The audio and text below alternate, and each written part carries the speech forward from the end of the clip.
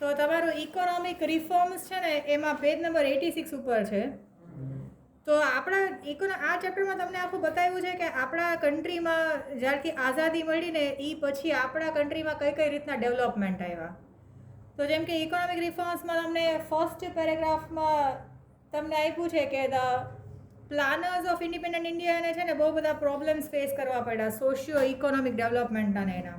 તો એ લોકોએ mixed economy આપણે સ્ટાર્ટ કર્યું. જેમ કે કેપિટલિસ્ટ અને સોશિયલિસ્ટ એ બેયનું આપણે મિક્સ્ડ ઇકોનોમી છે, જેમાં અમુક વસ્તુ ગવર્મેન્ટ સંભાળે, અમુક વસ્તુ જે છે એ પ્રાઇવેટ કંપનીઝ સંભાળે, પ્રાઇવેટ હેન્ડ્સમાં છે એવું કહી શકાય. તો 1980 થયું ને ત્યાં સુધીમાં ઘણા લોકોને આપ્યું છે અહીંયા કે however by the 80s many expert felt that the strategies of planning adopted from 1947 to 1990 જે છે એ ફેલ થઈ ગયા ઇકોનોમિક ગ્રોથ અચીવ કરવા માટે. સો એટલા માટે એ લોકોએ વિચાર કર્યો કે અત્યાર સુધીમાં જે 1947થી આપણે જે ટ્રાય કર્યું એમાં એટલું બધું સક્સેસ આપણને મળ્યું નહીં. તો હવે આપણે કંઈક રિફોર્મ્સ કે ચેન્જીસ લઈ આવવા જોઈએ. આપણે અત્યાર સુધીમાં જે ભૂલ કરી એમાં કંઈક આપણે ચેન્જીસ કરવા જોઈએ. તો આપ્યો છે કે એ લોકોને લાગ્યું કે આ ફેલ થયું અને અર્લી 90sમાં ઇન્ટરનેશનલ મોનિટરી ઓર્ગેનાઇઝેશન્સ છે who are or which were guided by the developed nations of the world imposed a precondition for providing further monetary assistance to India. જો ઇન્ડિયા રિફોર્મ્સ કરશે, જેમ કે આપણે પહેલાં આપણી પાસે પૈસા હતા બટ ખબર નહીં ક્યાં વયા ગયા, જેના લીધે આપણે ફ્યુચરમાં આપણા ડેવલપમેન્ટ માટે આપણે આ ઇન્ટરનેશનલ મોનિટરી ફંડ છે કે આપણે વર્લ્ડ બેંક કહી શકાય, તો એ લોકો પાસેથી આપણે ભીખ માંગવા જવી પડી હતી. તો ઇન્ટરનેશનલ મોનિટરી ફંડવાળાએ એવું કીધું કે જો તમે તમારી પોલિસીસમાં ચેન્જીસ લઈ આવશો ને તો જ અમે તમને લોન આપશું. એટલે ઇન્ટરનેશનલ મોનિટરી ફંડવાળાએ કીધું કે તમારે ઇકોનોમિક રિફોર્મ્સ તો કરવા જ પડશે, એ પ્રી કન્ડિશન છે, તો જ અમે તમને ફર્ધર મોનિટરી અસિસ્ટન્સ પ્રોવાઈડ કરશું. અને એની પોલિસીસ ચેન્જ કરવા માટે એણે કીધું by reducing excessive controls on economic functioning.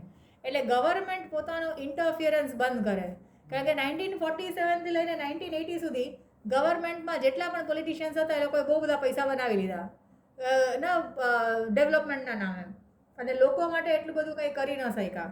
સો એટલા માટે આ આપણું ડેપ્ટ જે છે એ વધતું ગયું ને. ઓમ પૈસા બહુ હતા પણ ઓન પેપર આપણા દેશમાં કંગાલ જ હતો, આપણે ભિખારી જ હતા.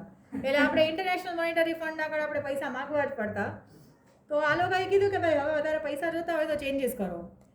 So there are severe balance of trade deficit and India has to borrow foreign exchange from international institution. ના ટ્રેડ ડેફિસિટ કહી શકાય.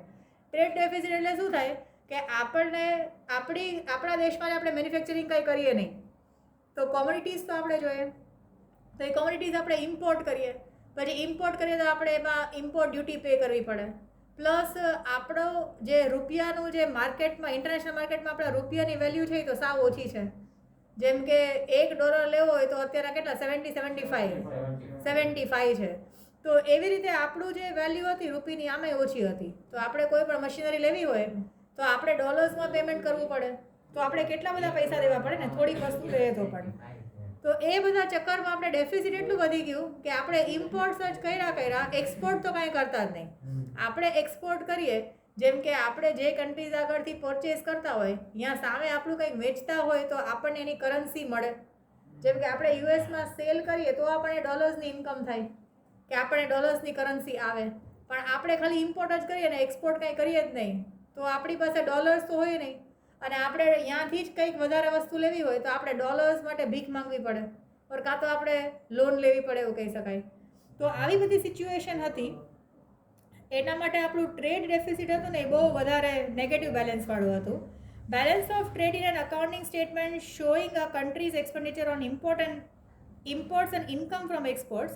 તો એ આપણું ટ્રેડ ડેફિસિટ બહુ વધારે નેગેટિવ હતું, એટલે આપણે કે લોસમાં જ ચાલતા હતા આપણે. પછી 1991 પછી thus since 1991 India reformed her economic policies for which necessary institutional and regulatory changes were also brought about. એટલે પછી એવું લાગ્યું કે ભાઈ હવે આ IMF વાળા જે છે એ આપણને એમને એમ તો આપશે નહીં, એટલે એને કીધું એ પ્રમાણે આપણે કંઈક કરવું પડશે, ઇન્ટરનેશનલ મોનિટરી ફંડ એમ. પછી objectives of economic policy reforms since 1991. તો તમને ક્વેશ્ચન છે કે ગીવ ધ મિનિંગ અને તમે એનું એક્સપ્લેનેશન કરો. તો એમાં ચેન્જીસ ઇકોનોમિક રિફોર્મ્સ શું કહી શકાય તો ઇકોનોમિક રિફોર્મ્સની ડેફિનેશન જેવું આપ્યું છે કે the changes brought about in economic policy since 1991 in order to steer or change in the economic system of India from one which was highly regulated by the state to one which is more market oriented, as well as એક તો લોકોને સેન્ટેન્સમાં full stop કરતા નથી આવડતું, as well as to reduce the extent of public sector in the mixed economic system came to be known as an economic reforms. તો તમે તમારા on વર્ડ્સમાં લખી શકો economic policy reforms means change in the old economic policy so as to make it new, and પછી next sentence કરી શકો so as to reduce the interference of government in the industrial sector. Main purpose એ હતો કે પહેલાં government બધી જ ટાઈપના સેક્ટર્સ લઈને બેઠી હતી, તો હવે ગવર્મેન્ટનું ઇન્ટરફિયરન્સ થોડું ઓછું થાય અને જે આ પબ્લિક સેક્ટરમાં ઓછું કરી અને પ્રાઇવેટ કંપનીઝને કે બીજા ઇન્ડસ્ટ્રીઝને ડેવલપ થવાનો ચાન્સ મળે, તો એને આપણે ઇકોનોમિક રિફોર્મ્સ કહી શકાય. પછી ઓબ્જેક્ટિવ્સમાં તમને અહીંયા આટલા પોઈન્ટ્સ આપ્યા છે ને, 6 પોઈન્ટ આપ્યા છે.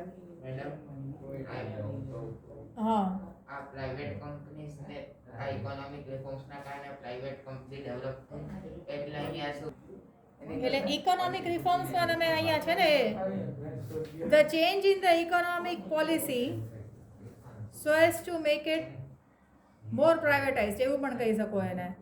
પછી ઇન્ક્રીઝિંગ આ પેજ નંબર 86 ઉપર જ increasingly encourage private and foreign investment in order to utilize India's abundant natural and human wealth in the process of economic development in a more productive manner. જો તમને કીધું છે કે આ ઇકોનોમિક રિફોર્મ્સ કર્યા કેવી રીતે, તો ફર્સ્ટ ઓપ્શનમાં આપ્યું કે પ્રાઇવેટ અને ફોરેન ઇન્વેસ્ટમેન્ટને વેલકમ કર્યા, નાના નાના ઇન્ડસ્ટ્રીઝ ડેવલપ થવા દો, પ્રાઇવેટ કંપનીઝને ડેવલપ થવા દો, સો દેટ આ જે પણ કંઈ નેચરલ રિસોર્સિસ છે આપણા કન્ટ્રીમાં એનો બરાબર રીતે યુઝ થાય. એબન્ડન્ટ નેચરલ રિસોર્સિસ છે, હ્યુમન રિસોર્સિસ પણ છે આપણા દેશમાં, તો એનું ડેવલપમેન્ટ પણ થઈ શકે, એનું બરાબર પ્રોપર યુઝ પણ થઈ શકે. પછી optimum and efficient allocation of nature's resources છે, જેમ કે આપણે કહીએ કે કોઈ એક એરિયામાં કોઈ પર્ટિક્યુલર ફ્રૂટ્સ ઉગે છે કે જેના સિઝનમાં જ ઉગે છે, હવે ત્યાંના લોકો એટલા ફ્રૂટ્સ, હા એવું કહી શકે કે એટલું બધું કોઈ ખાઈ નથી શકતા ને પછી એમને એમ ફેંકી દેવું પડે છે, તો ત્યાં આગળ કોઈ જ્યુસ મેન્યુફેક્ચરિંગ કંપનીઝ નાખવા દે તો એ લોકો એનું પ્રોડક્ટને સારી રીતે સ્ટોર કરી શકે અને એમાં કદાચ થોડા પ્રિઝર્વેટિવ નાખીને 4-6 મહિના સુધી એની લોન્જિટિવિટી વધારી શકે પ્રોડક્ટની. સો ઓપ્ટિમમ અને efficient allocation of Nations resources થઈ શકે. પછી એવી રીતે જ કહી શકે કે ક્યાંક અમુક જગ્યાએ, જેમ કે આપણે અહીંયા રાણાવાવ આગળ જે ખાંડ છે, જીપ્સમની ખાંડ છે, તો બ્રોમિન અને જીપ્સમ ને એ બધું ત્યાં એવા બધા કેમિકલ્સ મળે છે કે જે પ્રોડક્શન એક્ટિવિટીઝમાં કામ આવે, તો ત્યાં આગળ એ લોકો એનું એક્સટ્રેક્શન કરી શકે. પછી નેક્સ્ટ છે તો એના પછી આપ્યું છે restrict expenditure of the state and channelise the resources recovered from disinvestment in public enterprise towards increasing utilities which enhance welfare of the people. જો restrict expenditure on state and સ્ટેટના એટલે સેન્ટ્રલ ગવર્મેન્ટ અને state government જે આડાવાળા ફાલતુ ખર્ચા કરે એના ઉપર થોડો કંટ્રોલ કરો. પછી આપ્યું છે channelise the resources recovered from disinvestment. Disinvestment જે છે એનો મતલબ શું કે ગવર્મેન્ટ કોઈ વસ્તુ સારી રીતે ન ચલાવી શકે તો એ પ્રાઇવેટ કંપનીઝને વેચી દે. જેમ કે અત્યારના આપણું એર ઇન્ડિયા છે એ પાછું ટાટાએ લઈ લીધું, તો એ ટેક ઓવર કરી લીધું પાછું. સૌથી પહેલાં એ લોકો ટાટાનું જ હતું, ત્યાં ગવર્મેન્ટને એમ થયું કે ભાઈ અમે ચલાવીએ, તો ખાડામાં ગયું, વળી પાછું ડિસઇન્વેસ્ટમેન્ટ કરીને વેચી નાખ્યું. સો ગવર્મેન્ટ એર ઇન્ડિયા, તો આ જે છે રિસોર્સિસ જે છે જેટલા પણ પૈસા રિકવર થયા ડિસઇન્વેસ્ટમેન્ટમાંથી, જેમ કે ગવર્મેન્ટની કોઈ પ્રોપર્ટી છે, હોસ્પિટલ છે લેટસે, તો ગવર્મેન્ટ ચલાવી નથી શકતી, તો એ કોઈ પ્રાઇવેટ ચેઇન ઓફ હોસ્પિટલ્સને વેચી નાખે. કાં ગવર્મેન્ટનું કોઈ એક જગ્યા છે ત્યાં આગળ ગવર્મેન્ટને ખુલ્લી પ્રોપર્ટી છે એમાં ગવર્મેન્ટ કંઈ કરી નથી શકતી, તો પ્રાઇવેટ કંપનીને વેચી નાખે, તો પ્રાઇવેટ કંપનીવાળા ત્યાં વેરહાઉસ બનાવીને કમાઈ શકે. તો એવા બધા જે વસ્તુઓ છે જે ત્યાં પોસિબિલિટીઝ છે કે ગવર્મેન્ટના હાથમાં છે, તો એ આમ એન્ટી મિડાસ ટ્રસ્ટ જેવું છે. ગવર્મેન્ટ કોઈ વસ્તુ અડે તો એ પ્રોફિટ થતી હોય અહીંયાથી લોસ કરવા માંડે. તો એન્ટી મિડાસ ટચ ને, પેલું મિડાસ ટચ હતું કે અડે તો બધું ગોલ્ડ થઈ જાય, તો ગવર્મેન્ટનું એન્ટી મિડાસ ટચ છે, એ કાંઈ અડે તો ગોલ્ડમાંથી હોય તો આવું પતી જાય એમ. સો ડિસઇન્વેસ્ટમેન્ટ જે છે એ પબ્લિક એન્ટરપ્રાઇઝમાં જે ડિસઇન્વેસ્ટમેન્ટ કર્યું હોય એના પૈસા જે રિકવર થાય એ પણ સારા વેલફેર ઓફ ધ પીપલ માટે એ લોકો વાપરવા લાગે. Then increase domestic income. Domestic income એટલે લોકોની ઇન્કમ જનરેટ થાય, તો ઇન્કમ જનરેટ કરવા માટે આપણે કહી શકીએ કે એક્સપોર્ટ્સ વધારે કરી શકાય, ઇન્કમ એમ્પ્લોયમેન્ટ અને એક્સપોર્ટ ઇન્કમ થઈ શકે. ડોમેસ્ટિક ઇન્કમમાં ગવર્મેન્ટ કોઈ એમ્પ્લોયમેન્ટ ઓપોર્ચ્યુનિટીઝ જનરેટ કરી શકે, જેમ કે ગવર્મેન્ટ અમુક ફેક્ટરીઝ કે અમુક કંપનીઝને થોડી સબસિડી આપે, તો એ ગવર્મેન્ટની સબસિડીથી એ જે કંપનીઝ છે એ વધારે સારી રીતે કોઈ નવો પ્રોજેક્ટ સ્ટાર્ટ કરી શકે અને વધારે લોકોને એમ્પ્લોયમેન્ટ આપી શકે એવું કહી શકાય. પછી increase competitiveness of the Indian economy. Competitiveness of the Indian ઇકોનોમીમાં આપણે કહી શકીએ ને સ્ટેટ વાઇઝ પણ અમુક સ્ટેટમાં વધારે સારી રીતે, જેમ કે આપણે કહીએ તો અત્યારે તમે સિટીઝમાં જુઓ તો સુરત છે, ઇન્દોર છે, પછી બીજા બોમ્બે તો થોડું ટુ સમ એક્સટેન્ટ કહી શકાય, બાકી બેંગ્લોર છે, હૈદરાબાદ છે, તો એ બધામાં એ લોકોને સ્માર્ટ સિટીઝમાં ઇન્ક્લુડ થવા લાગ્યા, જેમાં ત્યાં આગળ બધું એ લોકોનું વેસ્ટ મેનેજમેન્ટ બહુ સ્ટ્રોંગ છે, બાકીનું એ લોકોનું જે સિસ્ટમ મેનેજમેન્ટ છે એ બધું બહુ સ્ટ્રોંગ છે. સો કોમ્પિટિટિવનેસ જે છે એ વધારે વધી શકે. નેક્સ્ટ આપ્યું છે ensure study economic growth and development of the Indian economy in the long run. Long રનમાં સારી રીતે ડેવલપમેન્ટ થઈ શકે. So in order to fulfil this objective, systematic reforms in economic policy were initiated in 1991, which are, એમાં 3 main components છે. તો તમને ત્યાં આગળ ક્વેશ્ચન પૂછી શકે state any 4 objectives of economic reforms in India, તો એ ક્વેશ્ચન પૂછે તો તમારા મેઇન જે એ લોકોના ઓબ્જેક્ટિવ્સ છે આ 6માંથી કોઈ પણ ઓબ્જેક્ટિવ્સ છે. જેમ કે સૌથી પહેલું ઓબ્જેક્ટિવ શું છે કે પ્રાઇવેટ અને ફોરેન ઇન્વેસ્ટમેન્ટને આપણે એન્કરેજ કરીએ. પછી જેટલા પણ આપણા નેચરલ રિસોર્સિસ છે એનું એફિશિયન્ટ અલોકેશન કરી અને એનો ઓપ્ટિમમ યુઝ કરીએ. પછી ગવર્મેન્ટ જે બીજા એક્સ્ટ્રા એક્સપેન્સીસ કરતા હોય, reduce the or restrict the wasteful expenditure made by government and use the money recovered from disinvestment in proper channel or in the welfare of people, એવું કહી શકાય. Domestic income, employment અને export income increase કરીએ. Indian ઇકોનોમીની competitiveness વધે એવું કંઈક કરીએ, સો દેટ બીજા કન્ટ્રીઝની ઇકોનોમીની સામે આપણી ઇકોનોમી પણ સારી છે એવું આપણે કહી શકાય. અને ડેવલપમેન્ટ અને ગ્રોથ માટે લોંગ રન પ્રોજેક્ટ્સ પ્લાન કરીએ, જેથી કરીને ફ્યુચરમાં પણ વાંધો ના આવે. તો એના માટે એ લોકોએ આ 3 ડીલ કર્યા હતા: લિબરલાઇઝેશન, પ્રાઇવેટાઇઝેશન અને ગ્લોબલાઇઝેશન. હવે લિબરલાઇઝેશન, પ્રાઇવેટાઇઝેશન અને ગ્લોબલાઇઝેશન એ ચક્કરમાં આપણને કેટલો ફાયદો થયો ને કેટલું નુકસાન થયું એ તો આપણે આટલા વર્ષથી પણ સમજી શકીએ એમ. બિકોઝ જો આપણે ખરેખર ડેવલપમેન્ટ થયું હોત તો આપણે અત્યારના ડેવલપ કન્ટ્રીઝ કરતાં 10-10 વર્ષ પાછળ ના હોત. હવે ફર્સ્ટ તમને આપ્યું છે liberalisation. Liberalisation means increase in freedom of private enterprise. Private એન્ટરપ્રાઇઝને એ લોકોએ ઓપ્શન્સ આપી દીધા અને જેને જેમ રીતે ચાલવું હોય, અમુક લીગલ રેસ્ટ્રિક્શન્સ હોય, જેમ કે તમે જોઈ શકો કે આ પ્રાઇવેટ એન્ટરપ્રાઇઝ ઓર નાના મોટા જે બિઝનેસ વેન્ચરિસ્ટ હોય એ લોકોને ચાન્સ આપી દીધો. તમે બેસ્ટ એક્ઝામ્પલ જોઈ શકો, તમારા મોબાઈલ એપ્લિકેશન્સ જોઈ શકો, તો કેટલા બધા ટાઈપના મોબાઈલ એપ્લિકેશન્સ છે. તો એ બનાવવાવાળા જે છે એ નાના મોટા જે ટેકનિશિયન્સ છે ઓર ના જે લોકો કહી શકાય કે આઈટી સેક્ટરમાં હોય કે જે લોકો એન્જિનિયર્સ છે, તો એ લોકો બધા પોતાના એપ્લિકેશન્સ બનાવવા લાગ્યા છે. એવી પ્રાઇવેટ સોફ્ટવેર કંપનીઝ થવા લાગી છે કે જે આવી ટાઈપનું પોતાની રીતે ફંક્શન કરી શકે અને જે લોકો એના સોફ્ટવેર યુઝ કરતા હશે એની પાસેથી પૈસા ચાર્જ કરી શકે. સો લિબરલાઇઝેશનમાં એ લોકોએ પ્રાયોરિટી આપી કે જેટલા પણ પ્રાઇવેટ એન્ટરપ્રાઇઝ જે છે એ લોકોને તમે કહી દો તમારે જે રીતે કામ કરવું એ રીતે કરો. સો એમાંથી એ લોકોને શું થયું, by allowing greater play of market forces and reduced interference by state in a way relaxing policy restrictions imposed on economic activity. એટલે રિલેક્સિંગ પોલિસી રાખી. જેમ કે આપણે કહી શકીએ કે અત્યારના મોબાઈલ કંપનીઝ છે, તો પહેલાં આપણે મોબાઈલ કંપનીઝ કેટલા વખત પહેલાં જોયો તો આપણને ખાલી એક જ મોબાઈલ કંપનીનું આવડતું હતું, નોકિયા. પછી અત્યારના કેટલી બધી કંપનીઝ થઈ ગઈ. તો ગવર્મેન્ટે લિબરલાઇઝેશન આપી દીધું કે જેને પણ કંપની સ્ટાર્ટ કરવી હોય એ સ્ટાર્ટ કરી શકે અને જેને પણ લીગલી જે પણ પ્રોસેસથી જે પણ થતું હોય એ કોઈ પણ કરી શકે. So increasing the role of private sector and market oriented process in economic planning in place of state regulated economic process in India's mixed economic system is called liberalization of Indian economy.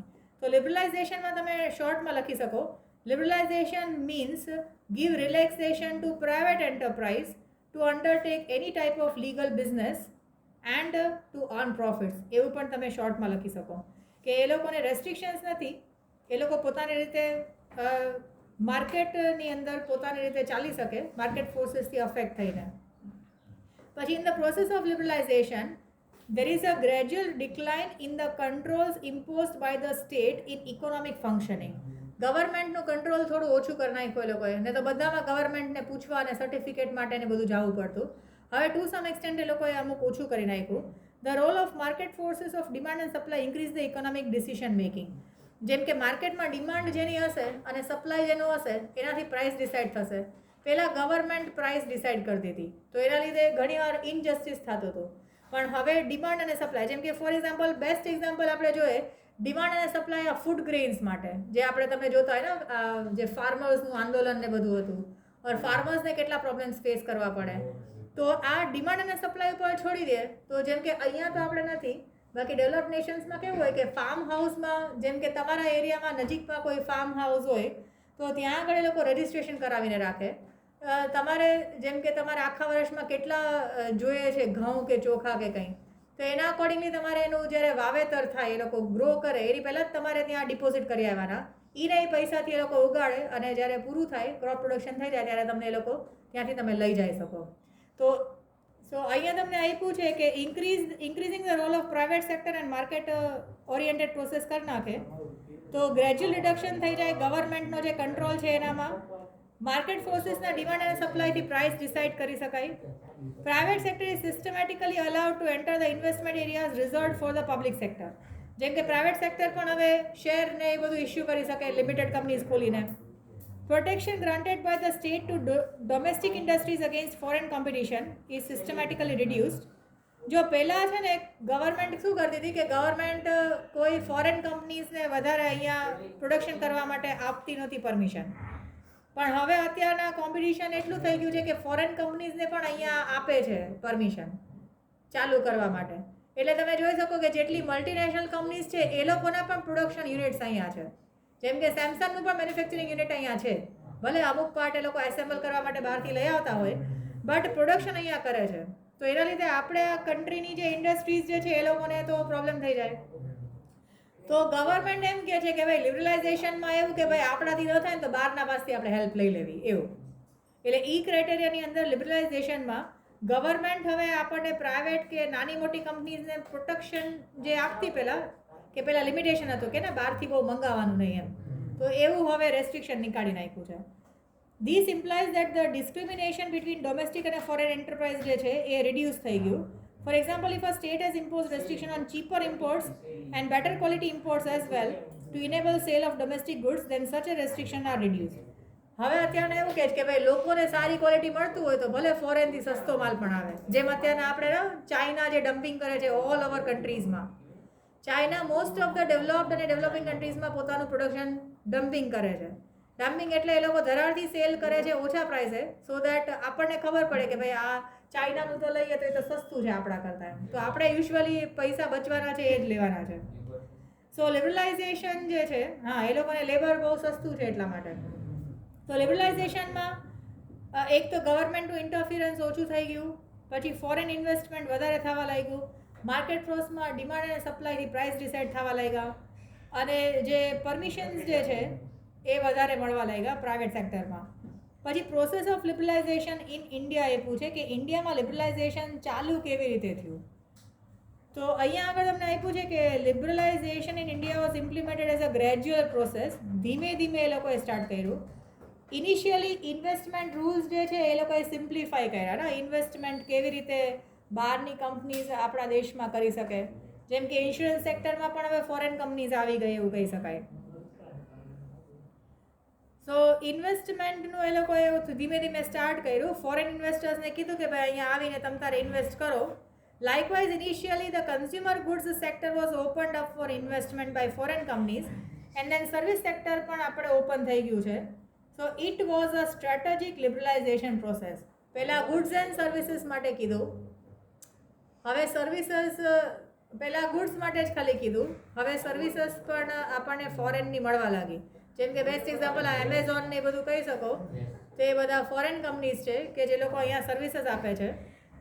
The process of bringing about such economic changes which is also called economic reforms calls for systematic change. અને એને આપણે કહી શકીએ કે આ Indian legislative બોડીમાં પણ એ લોકોએ ઘણા એવા ચેન્જીસ કર્યા, બિકોઝ ઓફ વિચ આ ચેન્જીસ અને રિઝલ્ટ આપણે જોઈ શકાય. પછી નેક્સ્ટમાં જો the process of bringing about economic changes એને આપણે ઇકોનોમિક રિફોર્મ્સ કહી શકીએ, જે સિસ્ટમેટિકલી ચાલુ થયા અને લેજિસ્લેટિવ બોડીમાં પણ એમાં ચેન્જીસ આવ્યા. તો એમાં તમને લેજિસ્લેટિવ બોડીમાં ત્યાં એ લોકોએ શું ચેન્જીસ કર્યા, તો એના માટે તમને અહીંયા 5 પોઈન્ટ આપ્યા છે. એક તો MRTP એક્ટ છે, મોનોપોલિસ્ટિક અને મોનોપોલીઝ એન્ડ રેસ્ટ્રિક્ટિવ ટ્રેડ પ્રેક્ટિસીસ એક્ટ હતું, જેની અંદર ગવર્મેન્ટ ફોરેન ઇન્વેસ્ટમેન્ટ કે ફોરેન કંપનીઝને આપણા દેશમાં સેલ કરવા માટે અલાઉ નહોતી કરતી, પણ ગવર્મેન્ટે આ એક્ટને હટાવી નાખ્યું. પછી એક એક્ટ હતું ફોરેન એક્સચેન્જ રેગ્યુલેશન એક્ટ. તો ફોરેન એક્સચેન્જ રેગ્યુલેશન એક્ટ ફેરામાંથી ફેમા કરી નાખ્યું, જેને આપણે ફોરેન એક્સચેન્જ મેનેજમેન્ટ એક્ટ કહી શકાય. તો પહેલાં એ લોકો ફોરેન એક્સચેન્જને બધું બહુ લિમિટેશન્સવાળું હતું. આપણને જલ્દીથી કોઈને પણ જેમ કે ડોલર્સ કે બીજા કોઈ કન્ટ્રીઝના કરન્સી જોતા હોય તો એ લઈ નહોતા શકતા, બટ હવે ટ્રેડ પર્પોઝ માટે એ લોકો લઈ શકે. મેજર ચેન્જીસ વેર ટેકન. પછી અહીંયા નેક્સ્ટ છે ફેરા વોઝ રિપ્લેસ્ડ બાય ફેમા છે. નેક્સ્ટમાં છે અહીંયા ફેરા વોઝ રિપ્લેસ્ડ બાય ફેમા છે. તો ફોરેન એક્સચેન્જ મેનેજમેન્ટ એક્ટ આવી ગયું, જેનાથી વધારે સારી રીતે એ લોકો મેનેજમેન્ટ કરી શકે કે તમારે જેમ કે કોઈ વસ્તુ એક્સપોર્ટ કરવી હોય તો ગવર્મેન્ટ તમને અમુક લોન આપે, એક્સપોર્ટ માટે તમે પ્રોડક્શન કરી શકો. ગવર્મેન્ટ તમને અમુક સબસિડી આપે કે તમારે ટેક્સ એટલો ઓછો પે કરવો પડે. તો આવા બધા ફેસિલિટીઝ જે છે એ વધવા લાગ્યા.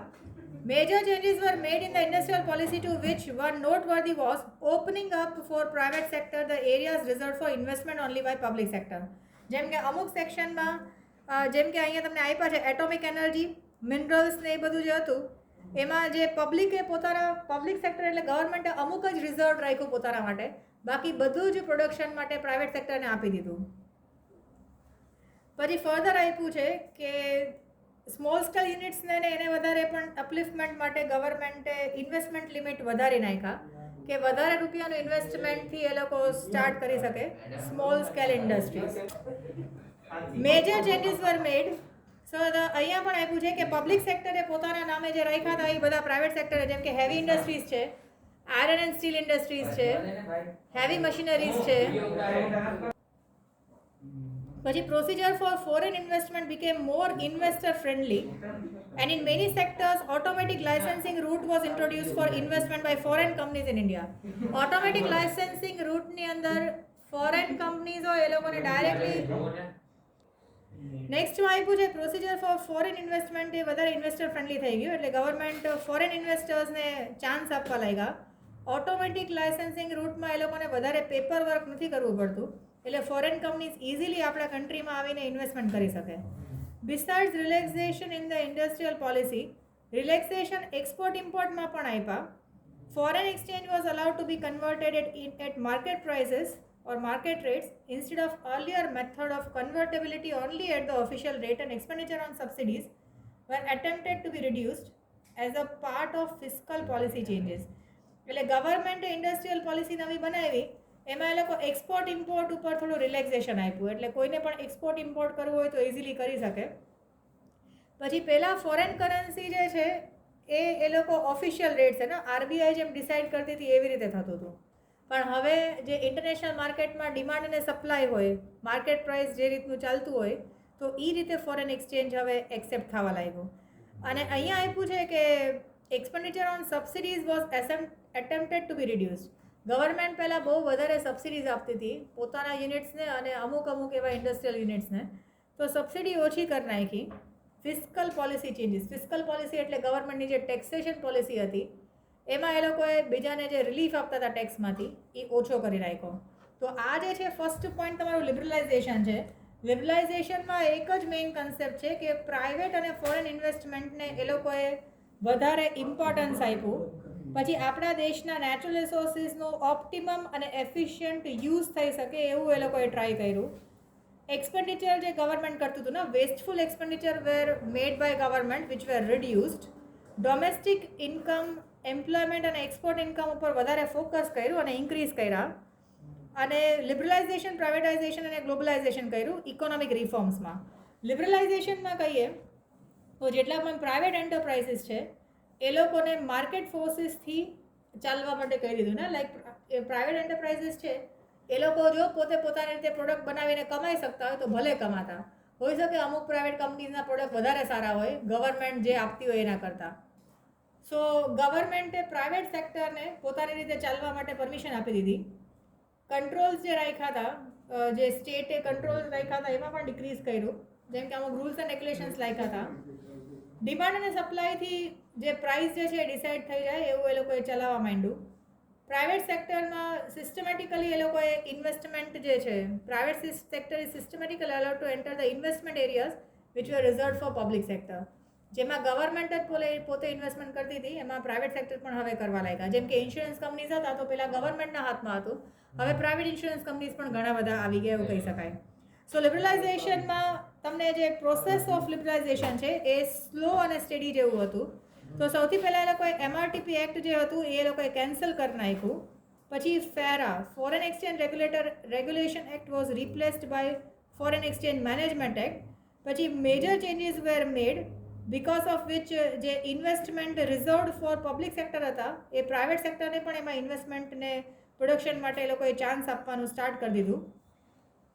અને પ્રોસિજર ફોર ફોરેન ઇન્વેસ્ટમેન્ટ માટે એક આ ઓટોમેટિક લાઇસન્સિંગ રૂટ કરી નાખ્યું.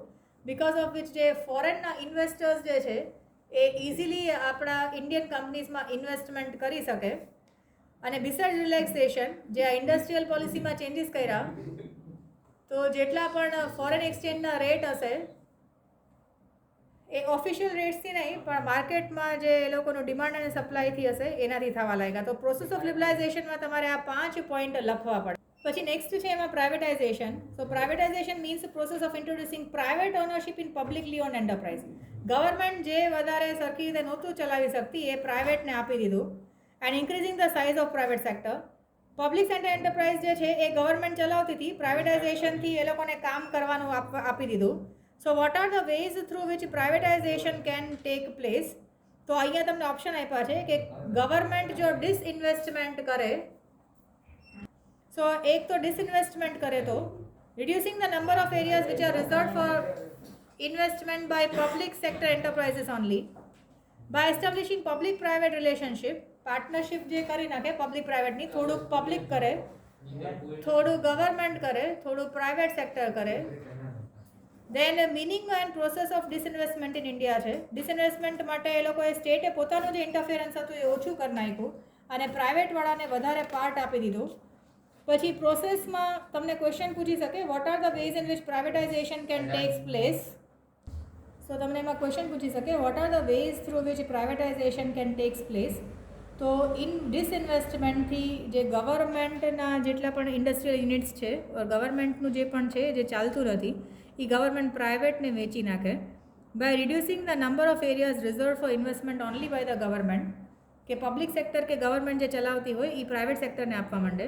અને by establishing public private relationship or partnership, જેથી કરીને થોડુંક પબ્લિકનું ઇન્વેસ્ટમેન્ટ ઓર ગવર્મેન્ટનું ઇન્વેસ્ટમેન્ટ હશે, થોડુંક જે છે પાર્ટનરશિપનું હશે, ઓર આપણે કહી શકીએ કે પ્રાઇવેટ કંપનીઝ એમાં ઇન્વેસ્ટમેન્ટ કર્યું હશે. સો મિનિંગ એન્ડ પ્રોસેસ ઓફ ડિસઇન્વેસ્ટમેન્ટમાં એ ડિસઇન્વેસ્ટમેન્ટથી આપણને ગવર્મેન્ટ જેટલું પણ પોતાનું છે એ પ્રાઇવેટ કંપનીઝને વેચી નાખશે. So disinvestment means a process where the state reduces its share of investment in a public enterprise or draws back its investment completely by selling its share to the private sector. The process by which the state disinvests from public enterprise, એને આપણે disinvestment કહી શકીએ ને. Government sells its units to private companies and it is called disinvestment. પછી તમને અહીંયા what are the ways in which privatization can take place છે. તો sell all the shares of the state in public enterprise to a private enterprise, તો એને complete disinvestment કહી શકાય, જેમાં ગવર્મેન્ટ પોતાનું બધું જ વેચી નાખે છે. પછી સેલ સમ શેર્સ, થોડાક શેર્સ એમાં વેચી નાખે, જેમ કે 29-49% હોઈ શકે તો પાર્શિયલ ડિસઇન્વેસ્ટમેન્ટ કહી શકાય. Less than 51% shares are transfer to private sector હોય તો એને માઇનર ડિસઇન્વેસ્ટમેન્ટ કહેવાય. અને મોર દેન 51% શેર્સ જો ટ્રાન્સફર કરી નાખે, જેમ કે 100%માંથી 51% જે છે એ ગવર્મેન્ટના હશે અને બાકીના પ્રાઇવેટના હશે, તો એને આપણે માઇનર ડિસઇન્વેસ્ટમેન્ટ કહી શકાય. એન્ડ ઇફ જો ગવર્મેન્ટ 51% કે એના કરતાં વધારે શેર્સ પ્રાઇવેટને આપી દે તો એ જે છે એને આપણે મેજર ડિસઇન્વેસ્ટમેન્ટ કહી શકાય. So besides ownership owning public enterprises, the state also held control over certain areas of investment, જેમ કે અમુક વસ્તુ છે કે જેનું સ્ટ્રેટેજિક ઇમ્પોર્ટન્સ છે અને પબ્લિક યુટિલિટી સર્વિસીસમાં પણ એ આવતા હોય, તો પહેલાં એ ગવર્મેન્ટ પોતાના માટે જ રાખતા હતા, પણ હવે પ્રાઇવેટ સેક્ટરને પણ આપવા લાગ્યા. So most of this area were declared open for investment by private sector. જેમ કે આપણે કહી શકીએ નેશનલ હાઈવેઝ જે છે, તો નેશનલ હાઈવેઝમાં પણ એ લોકોએ અમુક પ્રાઇવેટાઇઝેશન ઓર અમુક જે પ્રાઇવેટ સેક્ટર છે એનું હેલ્પ પણ લીધું છે ઓર એને પણ ઇન્વોલ્વમેન્ટ રાખ્યું છે. તો બેન્કિંગ, એજ્યુકેશન, કોમ્યુનિકેશન, ટ્રાન્સપોર્ટેશન એમાં બધામાં પ્રાઇવેટ અને ફોરેન ઇન્વેસ્ટમેન્ટ કહી શકાય. જેમ કે પહેલાં આપણે BSNL કે MTNL જ હતું, બટ હવે જીઓ અને બીજા પણ ઘણા બધા નેટવર્ક્સ છે એવું કહી શકાય. સો 51% કરતાં પણ વધારે ટ્રાન્સફર કરતા હશે તો મેજર ડિસઇન્વેસ્ટમેન્ટ હશે. અને કહી શકે ને બેન્કિંગમાં ને એમાં બધામાં પણ પ્રાઇવેટ બેન્ક્સ પણ હવે આવી ગયા. So now only the areas of atomic energy, certain minerals related to atomic energy અને રેલવેઝ જે છે એ જ ગવર્મેન્ટના હાથમાં છે, બાકી બધું જ પ્રાઇવેટ કંપનીઝ બનાવવા માંડી છે. So after independence there was a significant rise. Public sector એન્ટરપ્રાઇઝીસમાં ઘણા બધા ઇન્ક્રીઝ થવા લાગ્યા હતા, પણ 1991 પછી એ એટલા બધા વધ્યા નથી. તો અહીંયા નંબર્સ આપ્યા છે કે પહેલાં 5 હતા, ત્યાંથી 233 થયા, પછી રિડ્યુસ થઈ ગયા અને ડિસઇન્વેસ્ટમેન્ટ કર્યા પછી એટલે ધીમે ધીમે પબ્લિક સેક્ટર ગવર્મેન્ટના જે યુનિટ્સ હતા એના નંબર્સ ઘટવા લાગ્યા, પ્રાઇવેટ યુનિટ્સ વધવા લાગ્યા અને ગવર્મેન્ટ પછી નવા પણ બનાવવા લાગ્યા, નવા એન્ટરપ્રાઇઝ. અને લાસ્ટ જે છે તમારો દેટ ઇઝ ગ્લોબલાઇઝેશન. તો ગ્લોબલાઇઝેશન એવી પ્રોસેસ છે કે જેમાં કંપનીનું ઇકોનોમિક ઇન્ટિગ્રેશન બીજા કન્ટ્રીઝ સાથે આપણે સારી રીતે ડીલ કરીએ. જેમ કે આપણે કહી શકીએ કે અમુક કંપનીઝ જે છે એ એક્સપોર્ટ ક્વોલિટીના પ્રોડક્ટ્સ બનાવતી હશે, તો એ એક્સપોર્ટ ક્વોલિટીના પ્રોડક્ટનું જે સ્ટાન્ડર્ડાઇઝેશન છે ઓર એની જે રિક્વાયરમેન્ટ છે એ અલગ હોય. તો એટલા માટે ગ્લોબલ માર્કેટમાં પણ આપણા ગુડ્સને કોમોડિટીઝનું આપણે સેલ કરી શકીએ અને ફોરેન ઇન્કમ જનરેટ કરી શકીએ. એના માટે આપણે ગ્લોબલાઇઝેશનનું પણ એગ્રીમેન્ટ કરેલું છે. So by increasing trade in goods and services, increasing movement of physical and financial capital, increasing exchange of technology and increasing investment between borders. So it can be undertaken by gradually decreasing the policy of controls. No, પહેલા જે controls રાખ્યા હતા. So globalization is such a process in which a country's economic integration or we can integrate with the rest of the world or with the economies of other countries, through which we can sell our goods and commodities to or sell goods and commodities in international market કહી શકાય. And we can also exchange technology and investment options પણ આપણે exchange કરી શકીએ. So process of globalisation in ઇન્ડિયામાં આપણે કહી શકાય કે 1991માં IMF જ્યારે આપણને declared several nations is highly indebted to it. એ લોકો IMF કીધું એટલે જ આપણે આ બધી 3 પોલિસી નાખવી પડી, કારણ કે IMFમાં જે હાઈલી ઇન્ડેપ્ટેડ જે લોકોએ બહુ બધા પૈસા લીધેલા છે, આ લોકો પાસેથી આપણે ભીખ માંગેલી છે, તો IMF વાળાએ કીધું હતું કે આ ગ્લોબલાઇઝેશનને બધા એગ્રીમેન્ટને બધું આપણે સાઇન કરવું પડશે, આપણે બધાએ પાસેથી હેલ્પ જોતી હશે તો આપણે પણ બધાની હેલ્પ કરવી પડશે, એવું બેઝિકલી લોજિક હતું. તો this was a precondition before sanctioning further loans કે આપણે આપણી ગવર્મેન્ટે ફોરેન કંપનીઝને પણ આપણા દેશમાં ઇન્વેસ્ટમેન્ટ કરવા, ટ્રેડ કરવા અને બાકીની પ્રોડક્ટ્સ વેચવા માટે આપણે પરમિશન આપવી પડશે. સો આ systematic globalisation process basically globalisation કહીએ તો આમાં આપણને કેટલો ફાયદો થયો અને કેટલો નુકસાન થયો એ તો આપણે ઇન્ટરપ્રેટ કરી શકીએ. જેમ કે ઇમ્પોર્ટ એક્સપોર્ટ લાઇસન્સિંગ પોલિસી છે એને સિમ્પ્લિફાઈ અને ઇઝી કરી. વર્લ્ડ ટ્રેડ ઓર્ગેનાઇઝેશનનો આપણે મેમ્બર થઈ ગયા તો આપણે કમ્પલસરી એના રૂલ્સ એન્ડ રેગ્યુલેશન્સ ફોલો કરવા જ પડે આ વર્લ્ડ ટ્રેડ ઓર્ગેનાઇઝેશનના. પછી introducing convertibility of Indian rupee into other currencies અને જે કન્વર્ઝન જે હતું હવે માર્કેટમાં જે ડિમાન્ડ સપ્લાયઝ છે એનાથી થવા લાગ્યું. So there was sector wise and systematic